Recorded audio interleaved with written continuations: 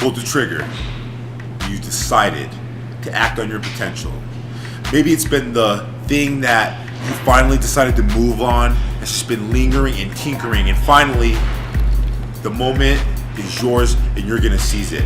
Maybe it's been that person, that influence that's believed in your capabilities, and every single day or for a very resilient piece of time, that person has continued to inspire you and motivate you and more importantly encourage you.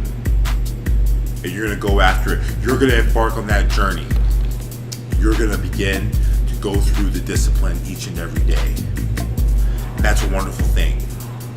But what ends up happening in that process is we find ourselves moving in this journey, and in that journey we're crossing this bridge and you're seeing the volcanic ash, you're seeing the tidal waves coming, you're seeing the obstacles crumble beneath you and the avalanche falling, and whatever ends up happening, you say, you know what, it doesn't matter because I've got the support, I've got the people and the conviction in myself and the people who believe in me, who are going to encourage me, who are going to help me inspire. And many of these people are almost going to be spotters, they're going to be motivators.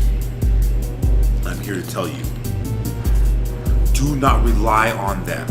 Do not rely on anything but the conviction in yourself, because when they are there and they're showing up and you guys are having the best day, maybe it's a workout and they're spotting you and they're pushing you beyond the limits, and that voice in your head is telling you and begging you to stop, but that person is telling you, no, you can't do 5 more. You know why? Because your arms are still attached, because you're still holding the weight. It means you're not done, and that's great. Do it. Do the workout anyway. But the problem is that one time when it's a little bit colder outside and your covers are warm and you had a long night and that person's not going to be there, then what? So what? You get up and you do it anyway. You see, when you have a spouse who is supposed to sit there and support you, but that person is actually now proving to be an obstacle, and they don't want you to go and spend that time away from home. They don't want you to go and spend that time, and they want you to go and invest in something that's not going to help you. So what? You go and you do it anyway. When the work schedule has doubled and you're not in a position now where you can go and work out when you want to, what are you going to do? So what? Go do it anyway.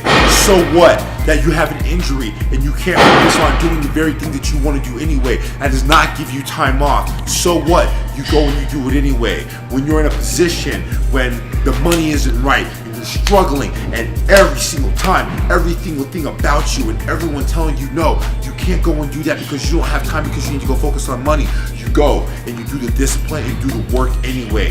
When you go through a breakup and it seems like your world has crumbled and the world and everything around you has collapsed and your heart is being torn apart, you know what? You wake up and you still go and you do it anyway. Because when you do, you'll find that it doesn't matter if you are running, if you're walking. Martin Luther King said, fly. If you can't fly, then run. If you cannot run, then walk. If you cannot walk, then crawl.